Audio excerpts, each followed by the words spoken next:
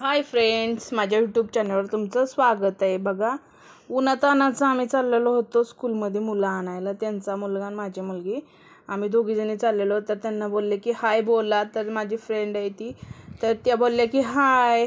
आणि नंतर मग त्यांना म्हणलं छत्री घेऊन येत जावा की. आहो म्हणलं उन्हातानाचं म्हणलं, आणि दोघी छत्रीत काय व्यवस्थित बसता येत चालता येत नाही दोघींना बी. आणि तर मग मी घेतलेली बाई छत्री, तर त्यांनी नाही घेतली. त्यांना म्हणलं उद्यापासून छत्री घेऊन ये जावं म्हणलं, पोरांना पण होतं. आता जाताना मी छत्री घेते, माझी पोरगी ह्याच्यात ती पण तेजस काय बसतच नाही त्या छत्रीत. आम्ही दोघीच बसून, ते वाईट वाटतं ना जसं लेकर दोन्ही बरोबर जायचं म्हटल्यावरती. आणि एवढं ऊन लागत होतं ना, मला अक्षरशः घाम येत होता. छत्री असताना सुद्धा अख्खी ओली चिंब मी झालेली आहे बघा. आणि तेच दाखवायसाठी मीच म्हटलं चला एक छोटासा व्हिडिओ काढा. एवढा उन्हातानाचा रोग नुसतं राख राख राख वाटत होतं. आणि विशेष म्हणजे एवढा लांब रोड वाटत होता ना, आज काय सुचतच नव्हतं. एवढा आत्ताच एवढा उन्हाळ्यानंतर कसं व्हायचं बाई काय माहीत. मला एक तर नाही आहे उन्हाची सवय, मी कधी घराच्या बाहेरच निघली नाही आहे उन्हातानाचं. काय असेल ते संध्याकाळीच आणि सकाळचं बस. असं दुपारी मधल्या वेळेत कधीच मी बाहेर गेले नाही आहे. आणि मग आम्ही चाललेलो होतो, तर त्यांना म्हणलं बाई काय बोलूच नका म्हणलं, कसलं ऊन लागतंय. तर त्या म्हणलं हो लय ऊन लागते अहो.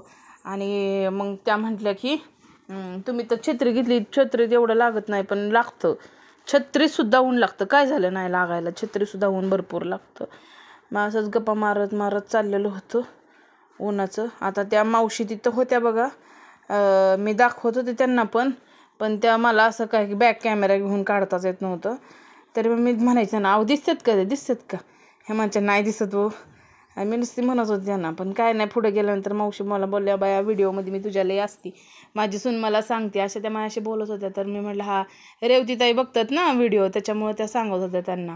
आणि मग त्या बोलल्या की काय बाया बोलल्या, काही शब्द बोलल्या माझ्या लक्षात नाही आहे. ते गहू वाढवतात का काय म्हणतात मला काय माहीत नाही. काहीतरी हा बोललेल्या हो का. इकडे विहिरीच्या इथं कुत्रं बसलेलं होतं. ही विहीर आहे, गोल राऊंड जे आहे ना ती विहीर आहे बघा.